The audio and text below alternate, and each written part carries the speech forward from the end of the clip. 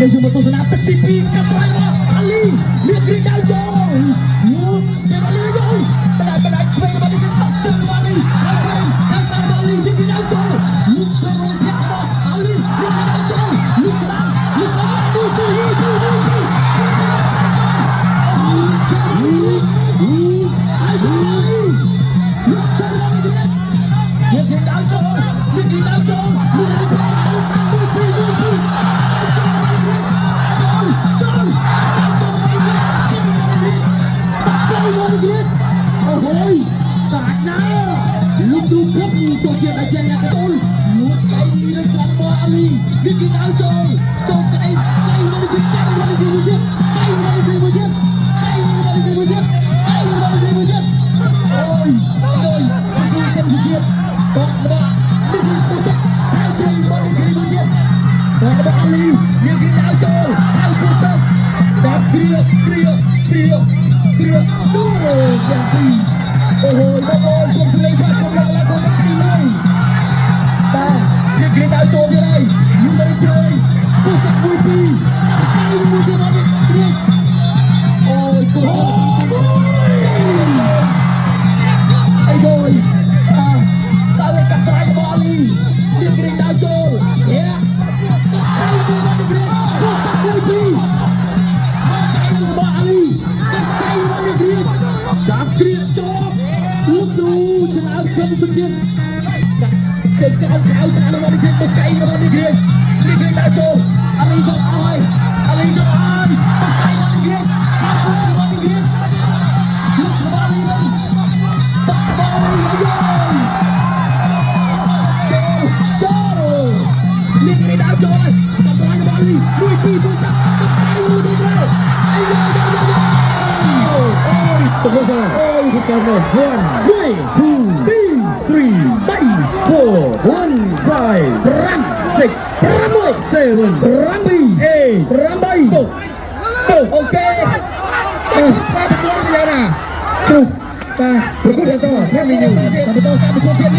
ូលបាទឥឡូវស្ដាប់លោកគ្រូគុណសុជាតិបាទទ្រាំបាទសូមទស្សនារូបភាពយឺតៗបាទអចេតនាឬក៏យ៉ាងណាបាទគាត់អត់តន់អត់អីលីមួយបាទប៉ះកន្លែងនេះខ្ញុំក៏ច្រឡោតដែរបាទប៉ះពាកបាទតែម្ដងទៀតមើលនេះលើទេឥឡូវកាមេរ៉ាមកទៀតកាមេរ៉ាមកទៀតសូមម្ដងទៀតកាមេរ៉ាមកទៀតបាទអាយ៉ាអត់ត្រូវទេនៅលើថាទៅណាណែអត់ទេម្ដងទៀតអាលី look at screen ប៉ះបន្តិចអូប៉ះបាទលោកគ្រូគុណសុជាតិបាទទៀតទៅទីហើយបាក់ដៃនេះមួយទៅអាយ៉ាតាមនេះរៀបដាក់កាសរបស់គេហើយអាយ៉ានេះស្អីណែនេះអីនេះស្អីណែចូលមកទៀតបាទដាក់តាក់នេះរៀបដាក់អត់ចូលតាក់ទេចូលទៅណាអត់មានត្រូវទេបាទអត់មានត្រូវទេមើលមកវិញបាទគួរឡើងអត់ត្រូវទេបាទ1 2 3 4 ឆុងស៊ីឡា5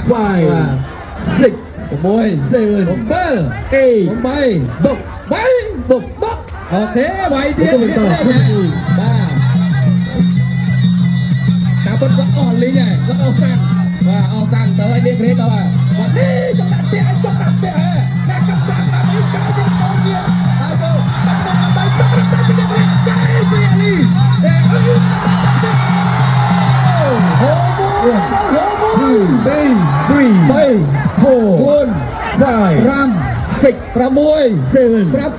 7 8 វាយទៀត 9, 10.